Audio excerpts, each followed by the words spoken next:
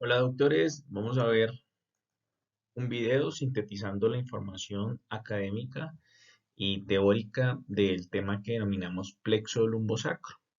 Y desde ya, mi mayor recomendación, docs, es para que esto se vuelva un poco más fluido en su proceso de estudio, es que lo dividamos. Que entendamos que uno es el plexo lumbar y otro es el plexo sacro. Pero ¿por qué desde la medicina uno habla de plexo lumbosacro? Porque son estructuras nerviosas que van a tener un impacto en la inervación del miembro inferior, de la extremidad inferior. ¿Vale? Pero para poderlas aprender de forma sencilla, sepamos que son dos estructuras. Entonces comencemos. Y aquí visualizamos una imagen de anatomía de Gray en que nos muestra en este lado, el lado derecho, las estructuras que denominamos el plexo lumbar y aquí al lado izquierdo las estructuras que denominamos el plexo sacro. Entonces vamos a dividirlos para que veamos las generalidades y ya posteriormente vemos cada uno por aparte. Entonces, ¿qué tenemos acá? Tenemos que la definición de plexo lumbar y que aplica la definición de plexo es que plexos son las ramas anteriores o las ramas ventrales de unos nervios espinales. Pero cuando hablo de plexo lumbar, estoy hablando de las ramas anteriores de los nervios espinales L1, L2, L3 y L4. Ellos son los que se van a entrecruzar entre ellos y forman lo que se denomina el plexo lumbar. Plexo lumbar. Y acá viene algo bien importante. Vemos que hay un nervio espinal que se llama L5, pero L5 no forma parte del plexo lumbar porque L5 va a formar parte del plexo sacro. ¿Entendido eso? Entonces la definición de plexo lumbar es L1, L2, L3 y L4 que se unen entre ellos y forman una red. Eso es lo que se denomina plexo. Algunos autores incluyen el nervio T12, que estaría por debajo de la costilla número 12. Algunos autores incluyen al T12, al nervio espinal T12, como estructura del plexo lumbar también, para que si lo lees de otro libro, sepas que ahí va a aparecer de pronto. Bien, entonces, ¿qué es plexo lumbar? Las ramas anteriores de los nervios espinales de L1, L2, L3 y L4. ¿Qué entendemos como plexo sacro? Vamos a verlo. Bien, para entender el plexo sacro, tenemos que conocer una estructura anatómica única que se llama el tronco lumbosacro. ¿Y qué es el tronco lumbosacro? Acá se los quiero señalar. Esto. El tronco lumbosacro es la unión de rama anterior de L4 y de L5. Ellas dos se unen, descienden por la parte anterior del ala del sacro para ingresar y atravesar el anillo pélvico e ingresar a lo que conocemos como la cavidad pélvica. Eso se llama el tronco lumbosacro. Entonces, ¿cuál es la definición completa de plexo sacro? Es el tronco lumbosacro que ingresa a esta cavidad que se conoce como la cavidad pélvica y se une a las ramas anteriores de S1, S2, S3, S4 y S5. ¿Por qué razón aquí no están en este libro esquematizados los nervios S4 y S5? Porque este libro, en este capítulo donde pone esta imagen, solamente habla de nervios que tengan que ver con el miembro inferior. Entonces, cuando estemos por allá en otro semestre, vamos a ver que lo que es S4 y S5 hacen parte del plexo sacro, pero son nervios que van a tener que ver con las estructuras viscerales que se encuentran en la cavidad pélvica. Entonces, si yo reduzco a la definición de plexo sacro para miembro inferior, ¿qué sería? El tronco lumbosacro más S1, S2 y S3. Pero la definición completa de plexo sacro incluiría S4 y S5. Bien, listo. Entonces acá por lo menos un libro, una imagen, perdón, de otro autor. A este lado está esquematizado el plexo lumbar, este libro es Netter, y vean que él incluye a este nervio, que es el nervio número T12 o nervio subcostal, porque está debajo de la última costilla, T12, L1, L2, L3 y L4. Esta red se conoce como el plexo lumbar. Acá no estamos viendo para nada el plexo sacro. De pronto solamente nos están esquematizando esto, que sería la unión de L4 más L5 y se llamaría el tronco lumbosacro. Bien, en este dibujo de Netter, esto es un corte sagital. Acá estamos viendo el promontorio del hueso sacro. Esta sería la vértebra L5. Esto sería la sínfisis del pubis o el pubis. Esto sería el reborde del anillo pélvico. Entonces, esta maraña de nervios que se forma acá se conoce como el plexo sacro. Y esto que está bajando es L4 más L5, que se llama tronco lumbosacro, más L1, L2 y L3. Y eso es lo que se va a ir hacia el miembro inferior. Pero vemos acá como Netter incluye a ese, corrijo, creo que dije L1, L2 y L3, es S1, S2 y S3. Y vemos como Netter incluye a S4, a S5 y a nervios coxígeos. Pero estos nervios, si bien hacen parte del plexo sacro, doctores, no tienen que ver con miembro inferior, sino van a tener que ver con las vísceras pélvicas. La vejiga, el útero, las trompas de falopio, la anatomía femenina, otras cosas que veremos en otro semestre, ¿vale? ¿Qué es interesante del plexo sacro? Que se unen todo ese montón de nervios, tronco lumbosacro, S1, S2 y S3, y como tiene que ver con miembro inferior, pues un montón de nervios van a direccionarse hacia la anatomía muscular del miembro inferior. Perfecto. Entonces, después de estas generalidades, veamos por completo los principales nervios de lo que conocemos como plexo lumbar. ¿Y cuál es la definición de plexo lumbar otra vez? Es la unión de las ramas anteriores de L1, L2, L3 y L4. ¿Vale? Entonces, acá en pantalla tenemos unas correlaciones clínicas y es que yo puedo tener una cervicalgia o una lumbalgia, pero puede ser que el problema no esté en los músculos, en las articulaciones, en los tejidos blandos, sino que esté en una estructura nerviosa. Y eso va a tener como consecuencia que la característica de esa cervicalgia sea con radiculopatía porque tiene un dolor irradiado o una lumbalgia con radiculopatía porque tiene un dolor irradiado. ¿Qué tipo de problemas puedo tener yo? Varios. Uno de ellos es que yo tengo una estenosis del canal medular. Acá vemos esquemáticamente como por un crecimiento o por cualquier otra patología de los huesecitos o de los discos intervertebrales, se va a comprimir la médula espinal. Al reducirse el tamaño de ese canal, se conoce como una estenosis del canal medular o del conducto medular. Entonces, si yo tengo una estenosis del canal medular, se comprime la médula espinal y esa es la causa de la irradiación del dolor.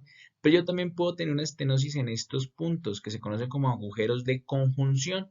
Acá tenemos otra etiología y es que el paciente por la edad genera unos osteofitos y se produce una estenosis del foramen de conjunción o del agujero intervertebral. Y esa estenosis se conoce como estenosis foraminal del agujero de conjunción. Aquí hay otra patología que es por unos osteofitos que van a comprimir no la médula espinal, sino van a no el conducto medular, sino el agujero de conjunción. ¿Vale? Por acá tenemos otros ejemplos. Entonces tenemos un hipercrecimiento de la lámina a nivel de una vértebra cervical y ese hipercrecimiento de la lámina va a comprimir la médula espinal. Esa es otra causa. Acá vemos cómo al paciente se le realiza una intervención que se llama una laminectomía y al quitar esa parte de la lámina que había crecido, se descomprime la médula espinal. Bien. Y otra patología que ya hemos hablado mucho de ellos, pero esto lo hago es para que recuerden que no es la única, es la hernia. Esto es de la anatomía lumbar, una hernia discal de núcleo pulposo. El núcleo pulposo se desplaza hacia posterior y va a comprimir. Ya en este punto no estamos viendo médula espinal, sino estamos viendo los nervios que van descendiendo y eso se conoce como la cauda equina. La cauda equina. Recordemos que la médula espinal en los adultos solamente va a llegar hasta la altura de la vértebra L1. Lo que sigue de ahí para abajo son las raíces nerviosas que van descendiendo y se conoce como la cola de caballo o la cauda equina. Diferente si lo que se comprime es el foramen interespinoso de conjunción, porque si se comprime solamente el foramen, se comprime un único nervio. Pero si lo que pasa es que se comprime el conducto medular, todo lo que va descendiendo por ahí va a estar afectado. Entonces, ahora sí empecemos a ver las estructuras o los accidentes anatómicos propios del plexo lumbar. Empecemos acá. Tenemos la prolongación de L1, del nervio espinal L1, se va a dividir en dos y va a formar dos nervios. Uno que se llama ilio hipogástrico y otro nervio que se llama ilio inguinal. Son nervios principalmente sensitivos somáticos. Y el nombre me dice más o menos hacia dónde se van a dirigir. Pasan por la región ilíaca hacia el hipogastrio, que es una parte de la pared abdominal, debajito del ombligo, y ilio-inguinal quiere decir que pasa por la región ilíaca y se dirige hacia la región que conocemos como la región inguinal. Son nervios principalmente sensitivos. Aquí los vemos. L1 hace una prolongación y se va a dividir en dos. Ilio hipogástrico, ilio inguinal. Otro nervio que principalmente es sensitivo es el nervio génito femoral. El nervio génito femoral, ¿de dónde sale? De la unión de L1 con L2 y es un nervio que ahorita vamos a precisar, pero tiene una característica. El nervio iliogénito femoral, perdón, atraviesa el músculo psoas mayor. Aquí vemos cómo lo está atravesando por completo. Y tenemos otro nervio que es únicamente sensitivo y se llama el nervio cutáneo femoral lateral, que ahorita más adelante vamos a hablar de él. Vamos a precisar los territorios de estos tres nervios que son principalmente sensitivos. Entonces acá vemos partes que inerva el ilio hipogástrico. Entonces, la parte ilíaca y esta porción de la piel, que sería esto, que se conoce como el hipogastrio, esa parte de piel, su sensibilidad somática se la entrega a ese nervio que se llama nervio iliohipogástrico.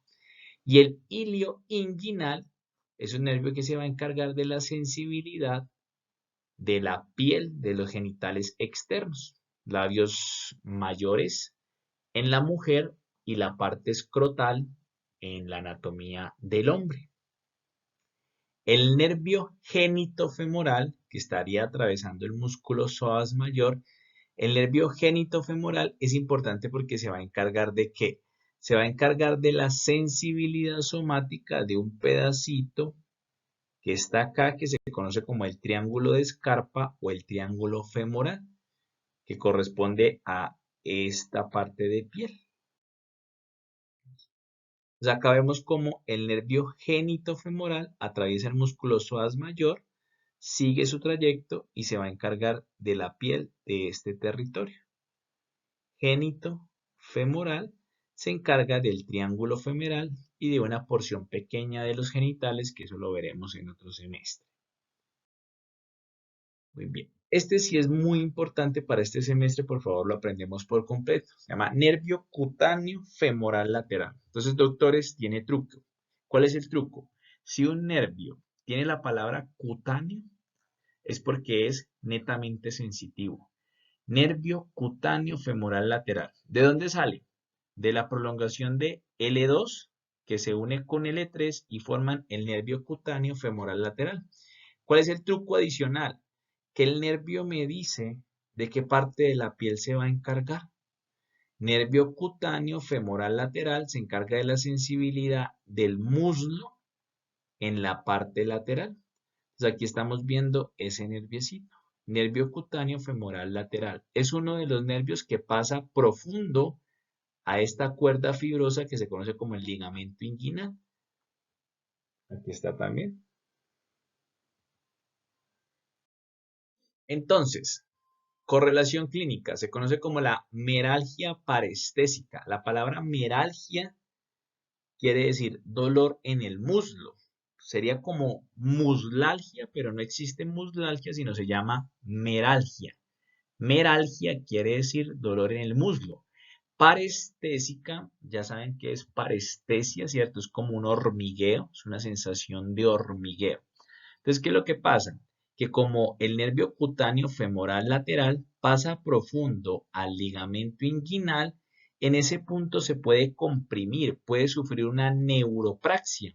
Y si sufre una neuropraxia en este punto, ¿cuál va a ser la sintomatología? Que el paciente tiene parestesia o alteración de la sensibilidad en la cara lateral del muslo. Hay una condición que dice que el ser obeso o el tener cinturones muy apretados en esta región pueden comprimir al nervio cutáneo femoral lateral y producir esa caracterización clínica. Meralgia parestésica es una patología propia de este nervio. Bien. Ahora, para terminar el plexo lumbar, vamos a ver los dos nervios más importantes del plexo lumbar. Se llama nervio femoral y nervio obturador. ¿De dónde salen? Ambos salen de la unión de L2, L3 y L4. Tanto el nervio femoral como el nervio obturador salen de la unión de L2, L3 y L4. Aquí vemos L2, L3, L4 forman el nervio femoral. Y acá vemos como L2, L3 y L4 forman el nervio obturador. Veámoslos acá. L2, L3 y L4 se unen y van a formar el nervio femoral. ¿Y cuál es el trayecto? El nervio femoral también pasa profundo al ligamento inguinal y se va a dirigir hacia el compartimiento anterior del muslo para darle la inervación a todos los músculos del compartimiento anterior del muslo. Vemos cómo L2, L3 y L4 se unen.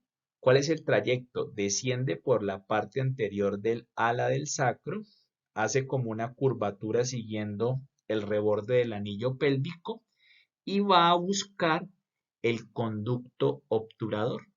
Y por eso se conoce como nervio obturador.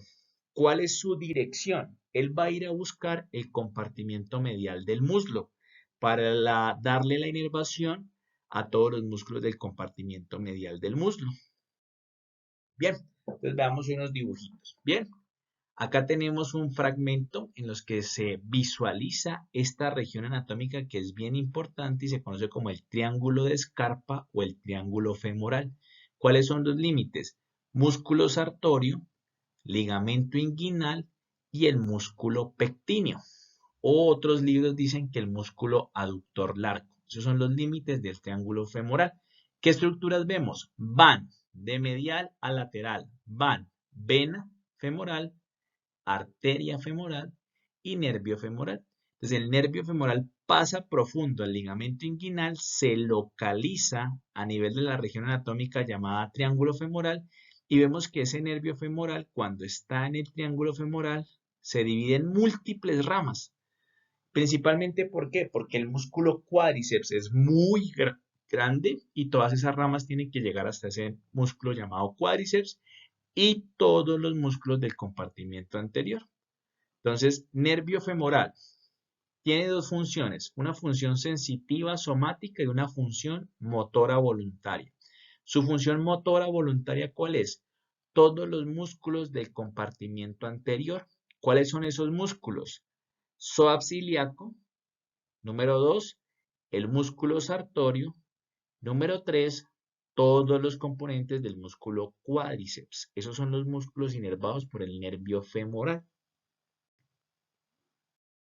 Bien, entonces, acá esquemáticamente está por completo. El nervio femoral salió en la unión de L2, L3, L4. Su función muscular es la inervación del músculo ilíaco, del músculo psoas mayor, que cuando atraviesa en el ligamento inguinal pasa a llamarse músculo psoas ilíaco. Entonces es un músculo, el psoas ilíaco, que es inervado por el nervio femoral porque está en el compartimiento anterior del muslo. ¿Cuál otro músculo es inervado por el nervio femoral? Aquí está cortadito y es el músculo sartorio, que es uno de los que hace parte de la pata de ganso, que se inserta en la parte medial de la tibia, en la porción proximal.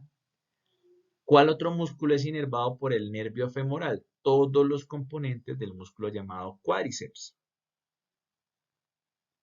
Todos ellos son inervados motoramente por el nervio femoral. Entonces el nervio femoral tiene dos funciones, motor voluntario y sensitivo somático. ¿De qué parte se encarga de la sensibilidad? Número 1, de toda la parte anterior del muslo, por medio de unas ramas muy pequeñas que se llaman ramas cutáneas anteriores. Toda la piel anterior del muslo es inervada, esa sensibilidad somática se la da al nervio femoral por medio de unas ramas llamadas cutáneas femorales anteriores. Son varias ramitas. Bien, pero acá, hablando de nervio femoral, aparece algo especial y único. El nervio femoral tiene una rama solamente sensitiva y esa rama se llama el nervio safeno. Y es bien curioso porque la vamos a ver todo su trayecto. Es un nerviecito, tin, tin, tin, tin, pasa por la parte medial del muslo y se extiende hasta la parte medial de la pierna, del tobillo y del pie. Y ese nervio safeno que hace en el tobillo, en la pierna y en el pie, le da la sensibilidad a esa porción de piel. Entonces, el nervio femoral, por medio del nervio safeno, que es una rama del nervio femoral, el nervio safeno es una rama del nervio femoral, le da la inervación a la porción medial, de la pierna, del tobillo y del pie. Entonces, ¿cuál es la función sensitiva del nervio femoral? Por medio de unas ramas cutáneas anteriores le da la sensibilidad a la piel anterior del muslo. Y por medio del nervio safeno le da la sensibilidad somática a la piel de la porción medial de la pierna, tobillo y pie. ¿Cuál es la función motora del nervio femoral? Todos los músculos del compartimiento anterior del muslo. Muy bien. Ahora acá tenemos el nervio obturador. ¿De dónde sale el nervio obturador? L2, L3 y L4 se unen y acá está todo el trayecto del nervio obturador que atraviesa el conducto obturador. ¿Vale? Ahora, su función motora, ¿cuál es? Es darle la inervación a todos los músculos del compartimiento medial del muslo. Estos músculos son los encargados principalmente de hacer la aducción del muslo a nivel de la articulación coxofemoral. ¿Cuáles son? Son muchos. Obturador externo, músculo aductor corto, músculo aductor largo, músculo aductor magno, músculo grácil. El músculo grácil es uno de los músculos aductores, pero también es importante porque es otro de los que forma parte de la pata de ganso. Bien, todos esos músculos son inervados principalmente por el nervio obturador. Pero el nervio obturador también es mixto. Tiene una función motora voluntaria y tiene una función sensitiva somática. La función sensitiva somática del nervio obturador, ¿cuál es? Esta. Se encarga de la sensibilidad de la piel que se encuentra en la región medial del muslo. Esa es la función sensitiva somática del nervio obturador. Función motora. Todos los músculos del compartimento medial. Función sensitiva somática, la piel de la parte medial del muslo.